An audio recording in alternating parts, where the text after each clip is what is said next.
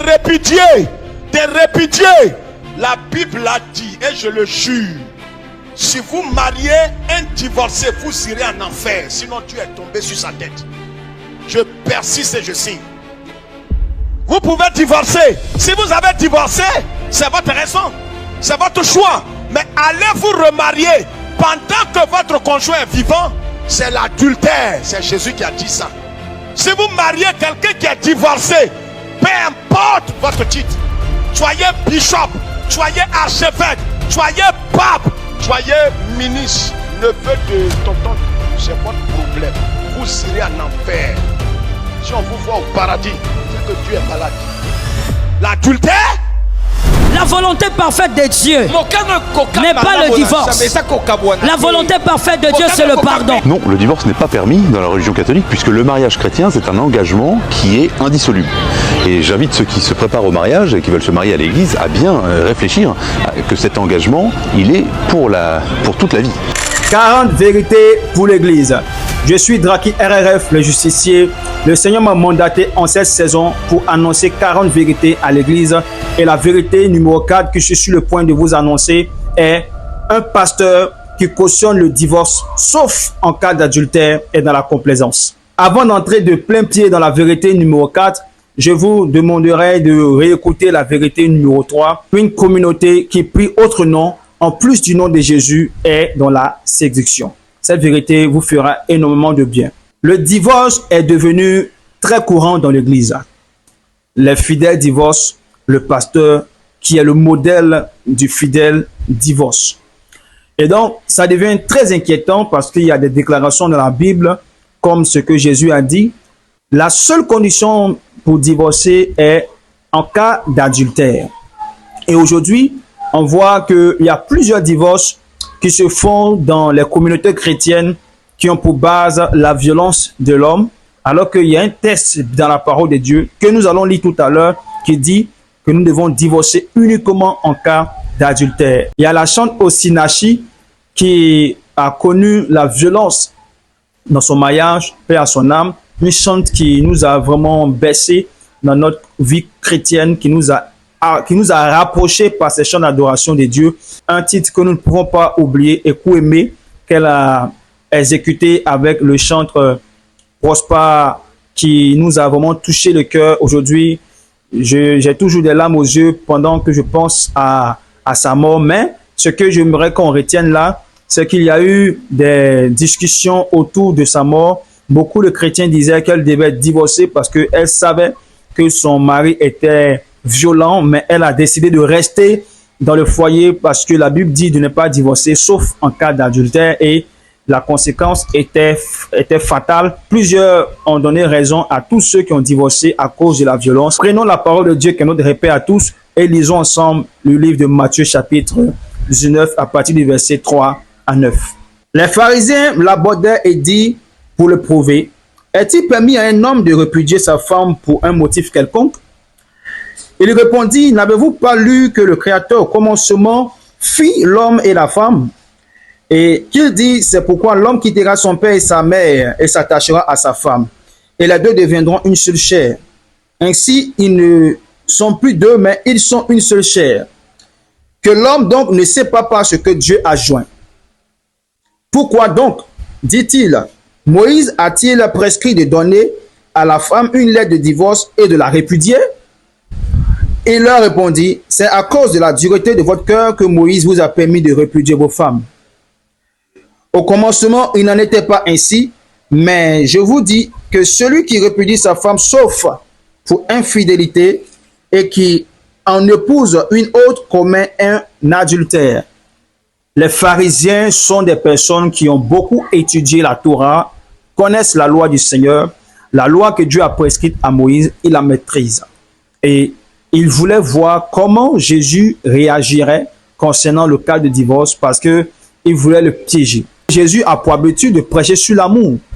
Donc, il se demande, il va répondre quoi cette fois-ci? Parce que dans le divorce, l'amour n'est pas pratiqué à 100%. Donc, Jésus va leur répondre avec une sagesse hors pair. Il va leur dire qu'au commencement, le Seigneur a demandé à ce que l'homme quitte son père et sa mère et s'attache à sa femme, les deux deviennent une seule chair.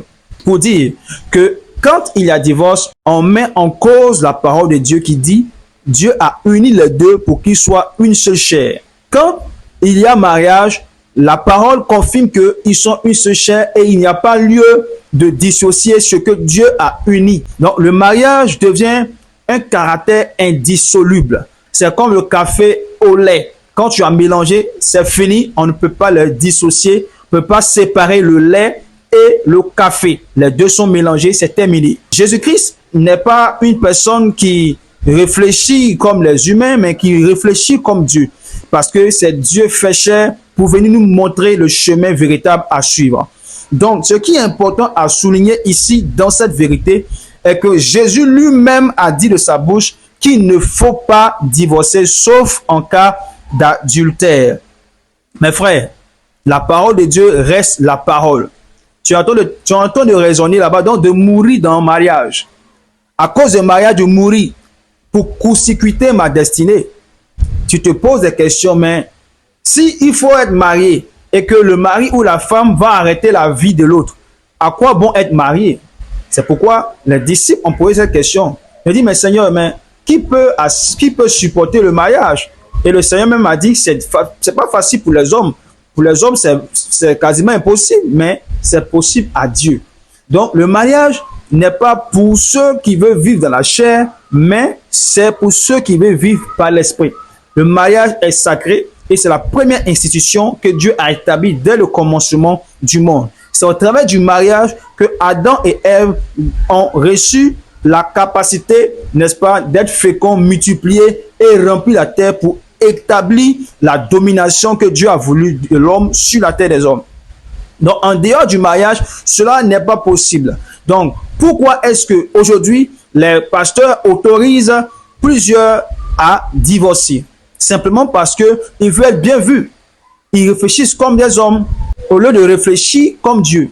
Écoutez, s'il faut adapter les lois humaines aux lois divines, permettez-moi de vous dire qu'il y a beaucoup de lois de Dieu que vous allez supprimer de la Bible. Parce que si c'est pour que l'homme soit à l'aise, qu'il faut souvent compromettre à la parole de Dieu, alors on peut autoriser l'homosexualité dans le mariage et ça ne doit pas causer le problème. Ben, évidemment, mes amis, quand je donne mon anus pour qu'un homme me pénètre, est-ce que je suis en train de tuer quelqu'un? Est-ce que j'ai une arme en main pour tuer quelqu'un quand je suis homosexuel? Non. Je suis libre. Je ne fais pas du mal à quelqu'un. Je prends du plaisir là-dedans.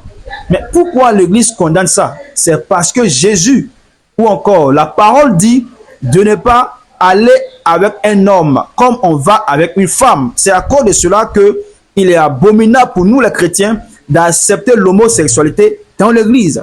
Parce que le Seigneur a dit de ne pas sortir avec un homme comme on sort avec une femme.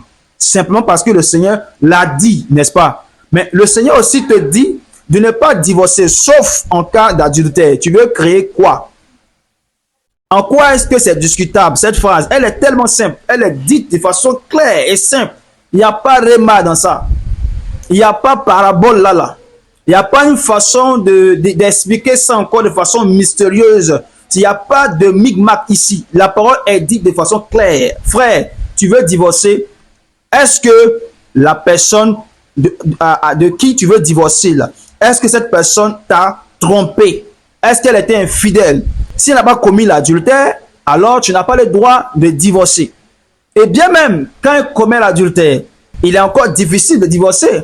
Parce que quand tu divorces, même en cas d'adultère, tu n'as pas le droit de te remarier avec une autre femme tant que la dame de qui tu as divorcé n'est pas morte ou cet homme n'est pas mort.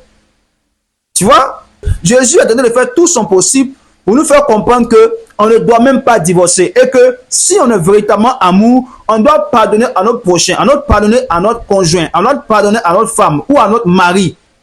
Peu importe le péché que la personne commet, parce que l'amour pardonne tout, l'amour supporte tout, l'amour excuse tout. 1 Corinthiens chapitre 13. Donc l'amour dont Jésus parle n'est pas un amour qui peut garder des rancunes. C'est pas possible.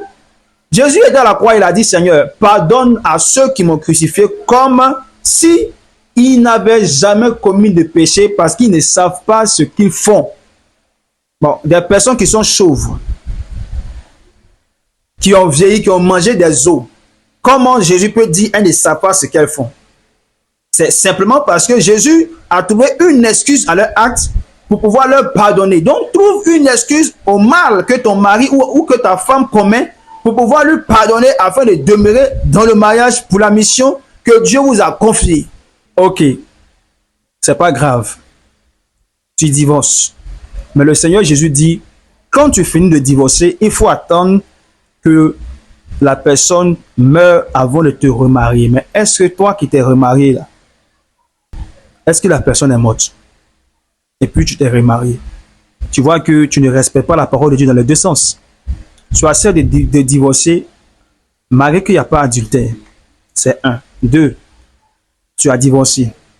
Et dans le divorce, tu acceptes de te remarier encore. Alors que le Seigneur dit, quand tu te maries encore, c'est quand tu commets l'adultère.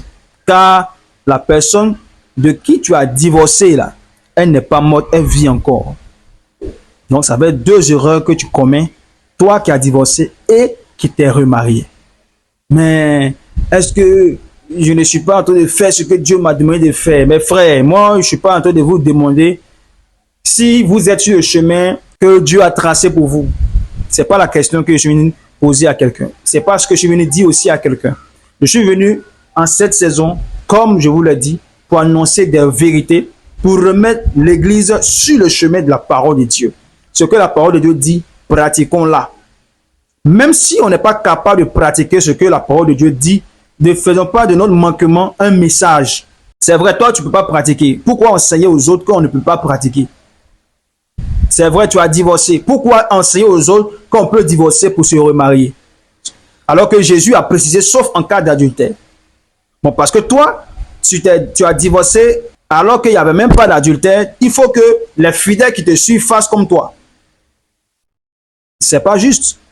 Il ne faut pas perdre le peuple de Dieu avec toi. En enfer, ta douleur sera encore plus grande.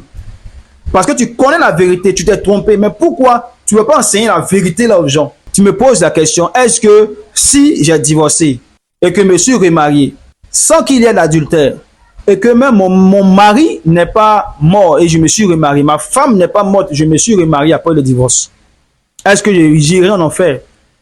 La Bible dit, les personnes qui commettent de telles choses n'hériteront pas le royaume des cieux. C'était quoi? L'adultère, la fornication, l'excès de table. Et donc, il y a l'adultère. Le Seigneur dit que si tu as divorcé et que tu te remaries sans que la personne que tu as divorcée n'est pas morte, cela veut dire que, en vérité, tu commets l'adultère. C'est aussi simple que ça. C'est ce que la Bible dit. Bon, tu t'es remarié avec une autre personne alors que la personne que tu as divorcée là, elle vit encore. La Bible dit que c'est l'adultère. Alors que dans Galates chapitre 5, verset 19 à 21, la Bible dit, ceux qui commettent l'adultère n'hériteront pas le royaume des cieux.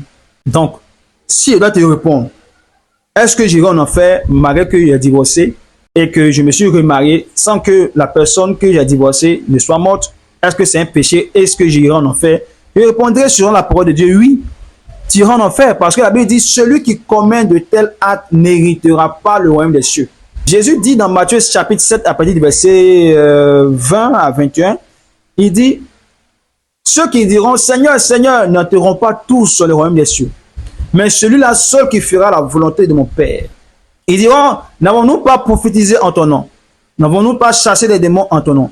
N'avons-nous pas fait des miracles en ton nom? Il dira, je ne vous ai jamais connu, retirez-vous de moi, vous qui commettez l'iniquité. Alors que l'iniquité, c'est le péché que nous pratiquons de façon quotidienne.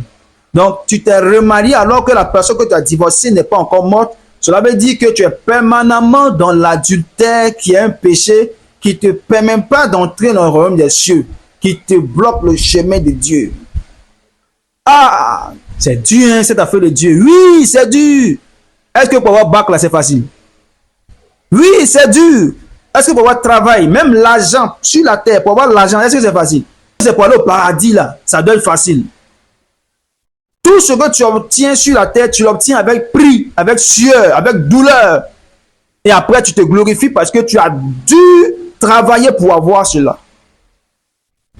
Attends, tu ne veux pas aller au paradis, les mains coupées, les pieds presque coupés, et tu marches en boitant avec un pied et entendre à la fin le maître dire de toi, bon et fidèle serviteur, entre dans la joie de ton maître pendant que tu marches en boitant. C'est là que tu seras fier d'avoir combattu le bon combat de la foi comme un véritable héros de la foi. C'est mieux de divorcer que de mourir dans le mariage. Mes frères, les apôtres ont accepté de mourir pour Jésus. Ils n'ont pas dit, le Seigneur lui-même connaît mon cœur. Si je dis, je ne crois plus en Jésus, et puis les gens me laissent vivre, et que j'évangélise dans le secret pour gagner des âmes, le Seigneur Jésus saura que dans le secret, dans mon cœur, je l'aime véritablement. Les apôtres allaient faire ça. Mais ils ne l'ont pas fait. Ils ont accepté de mourir, même crucifiés, renversés, parce qu'ils sont restés fidèles à Jésus. Ils n'ont pas renié Jésus. Même l'épée sur la tête de Jacques, Jacques renie Jésus pour vivre. Dis que tu ne prêcheras plus Jésus et tu vivras Jacques. Jacques pouvait dire, Seigneur, tu connais mon cœur. Je dirai à mes détracteurs que je te renie, mais dans mon cœur, tu connais mes intentions. Tu sais que je t'aime. Alors je dirai que je te renie pour leur faire plaisir, alors qu'au fond de moi, je t'aime et je veux te servir véritablement. Si Jacques disait ça, ils n'allaient pas couper sa tête et il allait aller vivre. Mais Jacques a préféré assumer qu'il est de Jésus et que jamais il va régner Jésus-Christ. Même s'il faut qu'on coupe sa tête, il accepte qu'on coupe sa tête pour être fidèle à son Jésus. Et ils ont coupé la tête de Jacques. Il est mort. Vous lisez la Bible dans Actes des Apôtres et cette histoire-là, vous la lisez aussi. Et toi, tu dis, tu ne peux pas accepter que ton mari demeure dans la violence jusqu'à ce qu'il te tue. Parce que tu ne peux pas accepter de mourir pour un mariage que Dieu a dit de ne pas dissoudre, sauf en cas d'adultère. Alors évidemment, il y a des cas dans lesquels la séparation est permise. Si un homme bat sa femme, il est évident que la femme doit, pour se protéger les enfants, doit se séparer et même exiger la séparation. Mais cette séparation ne signifie pas que le mariage serait dissous. Cette séparation, qui peut être nécessaire, eh bien, elle implique que l'un et l'autre restent fidèles à l'engagement qu'ils ont pris dans le mariage. L'évangile n'est pas chose facile. Pierre a dû accepter d'être crucifié et renversé pour entrer dans le paradis. L'évangile n'est pas chose facile. Les apôtres ont accepté d'être sciés. Certains ont été jetés dans des puits. Certains ont été jetés dans des acides, pendus même. Beaucoup ont été châtiés jusqu'à mort. Ils ont été sciés pour l'évangile, pour garder la foi. Je vous épargnerai de l'histoire d'Étienne, un diacre, qui a accepté d'être lapidé jusqu'à mort. Et je vous dirai qu'il a prié pour que ceux qui l'ont lapidé jusqu'à mort ne puissent pas être châtiés pour l'enfer. Il a dit, Seigneur, pardonne-leur quand ils ne savent pas ce qu'ils font. N'impute pas le péché à justice. Ils ont dû souffrir pour entrer dans le royaume des cieux. Et toi, tu penses que c'est un jeu, tu vas entrer dans le paradis sans souffrance. Il y a des difficultés énormes qu'on doit supporter pour entrer dans le royaume des cieux. Et il a même dit dans sa parole, spacieux est le chemin qui mène à la perdition. Et étroit, resserré est le chemin qui mène à la vie. Pour aller en enfer, c'est facile. Pour commettre le péché, c'est facile. Pour désobéir à Dieu, c'est facile. Mais pour obéir à Dieu jusqu'à la fin de sa vie sur terre, c'est difficile. Mais c'est possible. Et à la fin, tu auras la couronne de la vie éternelle. Alors frère, il faut accepter de payer le prix de l'éternité. C'est très important. Ne divorce pas. Ne divorce pas. Parce que si tu divorces, il faut que la personne meure avant que tu te remaries à nouveau. Accepte de payer le prix. C'est important. Le paradis est un lieu de gloire, de joie, d'émerveillement. Et le Seigneur dira dans l'Apocalypse qu'il essuiera nos larmes. Et les premières douleurs vont disparaître. Et on sera dans la paix totale, extraordinaire. Le paradis est un prix. Et c'est le prix de l'obéissance de la parole de Dieu. Alors, je vous donne le rendez-vous prochain à notre vérité numéro 5. Un païen qui accepte Jésus doit être baptisé à partir des secondes qui suivent. C'était votre frère Draki RRF, le justicier. Je vous aime. Shalom.